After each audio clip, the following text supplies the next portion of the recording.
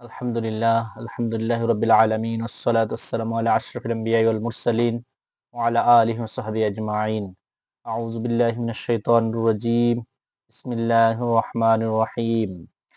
লিকুল্লি উম্মাতিন জাআলনা মানসাকাল লিয়াযকুরু ইসমাল্লাহি আলা মা রাযাকনাহুম মিন বাহিমাতিল আনআম ফা ইলাহুকুম ইলাহুন ওয়াহিদ ফালাহু আসলিমু ওয়া বাশশিরিল মুখবিতিন।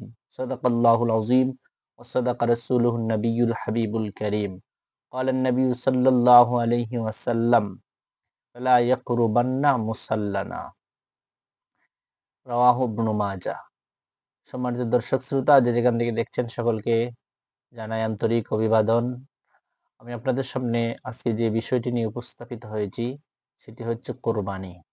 কোরবানি শব্দটি আরবি, এর বাংলা অর্থ হচ্ছে ত্যাগ, উৎসর্গ, বিসর্জন, নৈকট্য লাভ। এই কোরবানির মাধ্যমে একজন মানুষ আল্লাহর নৈকট্য লাভ করে, সে উৎসর্গিত করে, তার আপ্রিয় জিনিসটাকে উৎসর্গিত করে, ত্যাগ করে, সে আর্থিক ত্যাগ করে।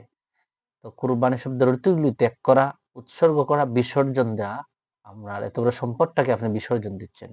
আর কোরবানির আরেকটি অর্থ হলো নৈকট্য লাভ করা, এই নৈকট্য লাভ, আল্লাহর নৈকট্য লাভ করা। কোরবানির ইতিহাস সম্পর্কে আপনাদের সামনে আলোচনা করব। কোরবানি কাকে বলে? নির্দিষ্ট সময়ে, নির্দিষ্ট দিনে, নির্দিষ্ট পশুকে কোরবানি করা, আল্লাহর সন্তুষ্টির উদ্দেশ্যে জবেহ করাকে উদহিয়ত বলে, কোরবানি বলে। এই কোরবানির ইতিহাস অনেক লম্বা। আল্লাহ রাব্বুল আলামিন সূরাতুল হজ্জের 34 নম্বর আয়াতে বলেন, আমি প্রত্যেক সম্প্রদায়ের কোরবানির বিধান দিয়েছি। অর্থাৎ পূর্ববর্তী যত নবী রাসূল এসেছেন প্রত্যেকের শরীয়তে কোরবানির বিধান ছিল। তিনি বলেন, তিনি তাদের জীবন উপকরণের জন্য যে সকল চতুষ্পদ জন্তু দিয়েছেন সেগুলোর উপর তারা যেন আল্লাহর নাম উচ্চারণ করে, মানে বিসমিল্লাহি আল্লাহু আকবার বলে জবাহ করে তারা খায়। আর তোমাদের ইলাহ একমাত্র ইলাহ, সুতরাং তার নিকট আত্মসমর্পণ করে এবং সুসংবাদ দাও বিনীতগণকে, যারা বিনয়ী বান্দা তাদেরকে সুসংবাদ দাও। উম, তাহলে এই কোরবানি প্রত্যেক, এখান থেকে বোঝা যাচ্ছে যে প্রত্যেক যুগে প্রত্যেক নবীদের শরীয়তে কোরবানি ছিল। কোরবানি একটা সুন্দর ইতিহাস রয়েছে। আল্লাহ রাব্বুল আলামিন মানব জাতির ইতিহাস শুরু করেন হযরত আদম আলাইহিস সালাতু ওয়াস সালাম ও হাওয়া আলাইহিস সালামের মাধ্যমে। মানব জাতি শুরু হয়। সে আদম আলাইহিস সালাতু ওয়াস সালাম ও হাওয়া আলাইহিস সালাতু ওয়াস সালামের সন্তান হতো জোড়া জোড়া, মানে যমজ, এবং একজন ছেলে হতো, একজন মেয়ে হতো।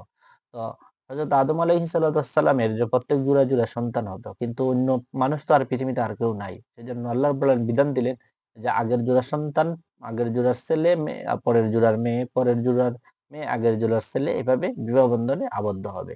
এটা হলো হযরত আদম আলাইহিস সালামের শরীয়তের বিধান।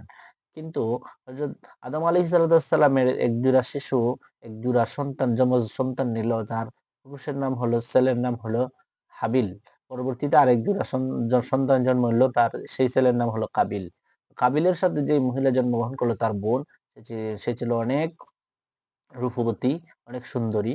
আর হাবিলের সাথে যে মহিলা জন্মগ্রহণ করেছিল, তার বোন, সে ছিল অনেক আপনার মানে কুশ্রী ছিল, অত সুন্দর ছিল না তার মতো। তো তারা যখন উপযুক্ত বয়সে হলো, আদম সফিউল্লাহ বললেন যে তোমরা পারস্পরিক বিবাহ বন্ধনে আবদ্ধ হও আল্লাহর বিধান অনুযায়ী। কিন্তু কাবিল বলল না, আমি এই বিবাহ বন্ধন মানি না।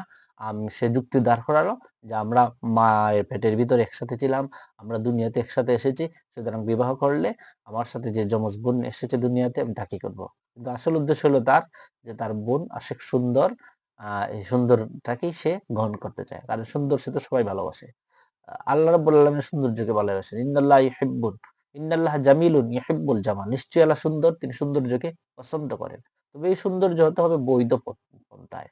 তো আদম আলাইহিস সালামের শরীয়তে যখন বৈধ নয়, তখন তারা যখন দ্বন্দ্বে লিপ্ত হয়ে গেল, ভিন্ন মত পোষণ করলো, তখন আদম সফিউল্লাহ বলে, আচ্ছা ঠিক আছে, আপনারা দুজনেই কি করেন, কুরবানি করেন। যার কুরবানি কবুল হবে তার তাকেই এম এ ওই মহিলাকে বিবাহ করবে। সুন্দর মহিলাটিকে, সুন্দর সন্তানটিকে, সুন্দর মেয়েটিকে। তখন আদম আলাইহিস সালামের যুগে কুরবানি, সেই সময় কুরবানি মানে কবুল হওয়ার নিদর্শন ছিল, যার কুরবানি কবুল হতো তার কুরবানিকে আসমানি আগুনে, সে নীল রঙের আগুনে সে জ্বালিয়ে দিত, তখন বুঝে যেত এই কুরবানি কবুল হচ্ছে। হাবিল সে কি করত, সে বেড়া দুম্বা এগুলা পালন করত। সে তার সমস্ত বেড়া দুম্বা পাল থেকে সুন্দর করে যাচাই বাছাই করে একদম সৌন্দর্যমণ্ডিত একটা দুম্বা সে কি করলো, রাখলো। আর কাবিল সে কৃষিকাজ করত, সে তার কিছু শস্য দানা অথবা শাকসবজি সে রাখলো। দেখা গেল হাবিলের কুরবানি কবুল হলো, আকাশ থেকে আগুন এসে ভস্মীভূত করে দিল, জ্বালিয়ে দিল হাবিলের কুরবানি। কিন্তু কাবিল রাগান্বিত হয়ে গেল। রাগান্বিত হয়ে বলল, "কালা লাআকতুলান্নাকা, অবশ্যই আমি তোমার হত্যা করে ফেলবো।" রাগের বশীভূত হইয়া, হিংসায়। তখন কাবিল বলল যে, "কালা ইন্নামা ইয়াতাকাব্বালুল্লাহু মিনাল মুত্তাকিন।" আল্লাহ অবশ্যই মুত্তাকিনদের কাছ থেকে কবুল করেন। সুতরাং আল্লাহ রাব্বুল আলামিন আমার কাছ থেকে কবুল করেছেন, এতে রাগান্বিত হওয়ার কোনো কিছু নেই। কিন্তু এবং বলল যে, "তুমি যদি আমাকে হত্যা করার জন্য হাত বৃদ্ধি করো, হাত আমার দিকে প্রসারিত করো, কিন্তু আমি তোমাকে হত্যা করার জন্য হাত প্রসারিত করব না।" যখন ধৈর্য ধরলেন হাবিল, কিন্তু তার ভাই তাকে কাবিল তাকে হত্যা করলো। সেখান থেকেই কুরবানি, পৃথিবীর ইতিহাসে ১ম কুরবানি শুরু হয়। এটা হলো কুরবানির ইতিহাস। এই কুরবানি প্রত্যেক নবীদের যুগেই ছিল। আ এটা হলো কোরবানির ১ম অর্ধ। আমি আপনাদের সামনে দ্বিতীয় অর্ধে আরেকটি পর্বে আপনাদেরকে ২য় আ স্টেপটা আলোচনা করব। আমরা এখান থেকে এতটুকু বুঝতে পারলাম যে গুরুত্বপূর্ণ বিষয় যে আদম সফিউল্লাহর ২ ছেলে হাবিল এবং কাবিল ১ম পৃথিবীর ইতিহাসে কুরবানি করে এবং সেই কুরবানিটার বিষয়বস্তু ছিল একটা মহিলাকে নিয়া। এই সেই মহিলাকে নিয়ে দ্বন্দ্ব হওয়ার কারণে তারা কোরবানি করেছিল। যার কোরবানি কবুল হয়েছিল সে বিবাহ করেছিল। কিন্তু বিবাহ করার নিয়ম ছিল, কিন্তু কবুল হওয়ার পরেও সে পারে নাই। কারণ তার ভাই তাকে রাগে হিংসায় হত্যা করে ফেলেছে। আসুন, আমরা যখন কোরবানি করব অবশ্যই আল্লাহ সন্তুষ্টির জন্য রাসূল সাল্লাল্লাহু আলাইহি ওয়াসাল্লামের তরিকায় নিয়ম মাফিক ভাবে আমরা কোরবানি আদায় করব। আল্লাহ রাব্বুল আলামিন যেন আমাদেরকে, যাদেরকে সামর্থ্য দিয়েছেন, নেশাব পরিমাণ সম্পদের মালের অধিকারী করেছেন, তারা যেন সহি নিয়তে কোরবানি করতে পারি। সকলকে ধন্যবাদ। আসসালামু আলাইকুম ওয়া রাহমাতুল্লাহ।